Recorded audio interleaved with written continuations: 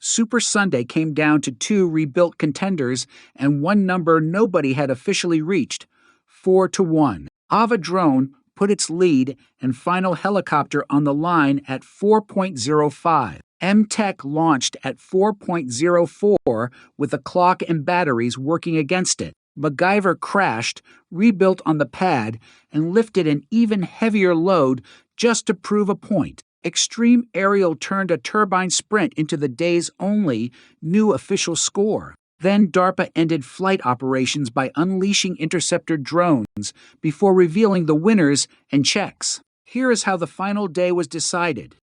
The opening board was Avidrone at 3.84, MTech at 3.64, Xtreme at 3.31, H squared at 2.96, and MacGyver at 2.51. Agricultural Technologies began with a successful safety check of its tail-sitter transition, but no scoring attempt. Inc launched at 2.22, crossed the geofence, and ended its day. Advanced Vertical carried the same ratio through 4.01 loaded nautical miles, then ran out of usable battery almost on top of the payload pad. It still needed a precision landing, weight release, and one unloaded mile, so the near miss did not score. MacGyver attacked third place at 3.34. An altitude violation killed the run, and the aircraft came down hard enough to shed its Velcro-mounted payload. The top three were still intact,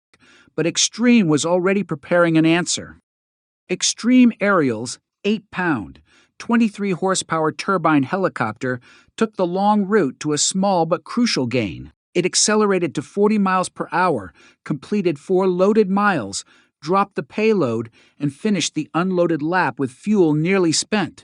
The pilot placed it dead center in the landing circle. The certified 3.45 moved Xtreme clear of the morning challengers and ultimately secured the $500,000 third-place prize. Then MacGyver delivered the perfect final day flex. After repairing its aircraft with basic tools, it lifted 226.9 pounds on a 55-pound frame. That 4.13 hover was spectacular, but without the 5-mile course, it remained a demonstration, not a score.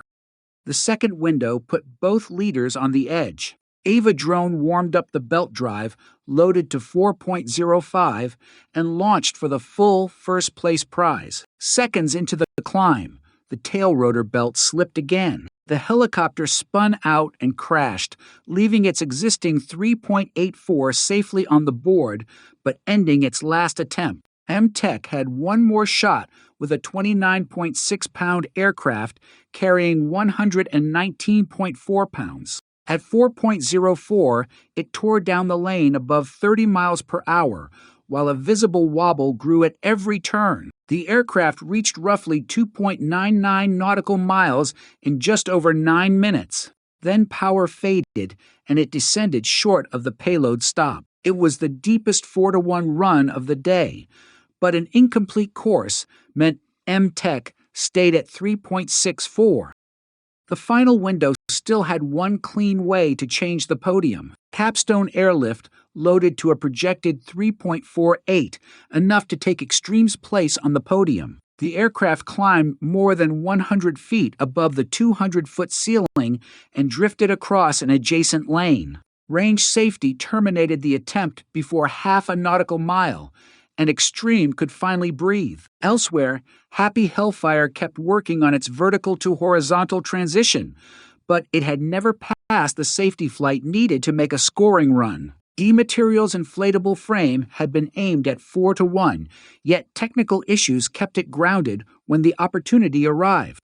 Sherman Aeronautics did get its radical tethered pair moving with a 1.8 test load. The two fixed-wing aircraft began to whip, accelerated out of alignment, and slingshotted into the ground. Ratio drones squeezed in one of the last non-scoring flights as the competition clock expired. Then, Driftless Robotics volunteered its propeller-driven rotor as a live target for the range's counter-WES team. With "Catch Me If You Can" written on the aircraft, Driftless climbed while 3 reusable Raptor interceptors attacked. One Raptor was knocked down, recovered, and struck again. The swarm clipped parts and a support wire until driftless, finally sank back to Earth. No score was involved, but it was an unforgettable final flight.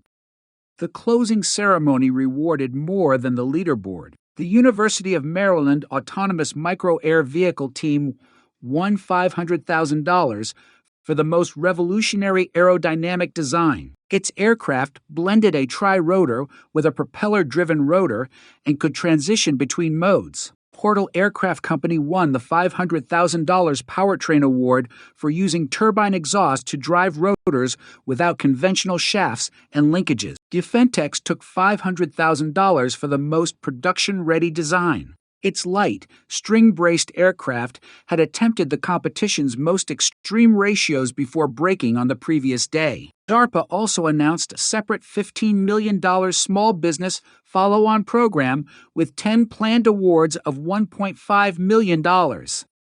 Because no team completed an official 4-to-1 course, the full $2.5 million grand prize went unclaimed. Avidrone still won first place at 3.84 and received $1.25 million. MTech finished second at 3.64, earning the $750,000 second-place prize. Xtreme Aerial's final day, 3.45, earned third and $500,000, while H Squared and MacGyver completed the top 5 at 2.96 and 2.51. Avidrone's broken final aircraft will remain on display at the National Museum of the United States Air Force as a record of what the winning run cost. That is the final day.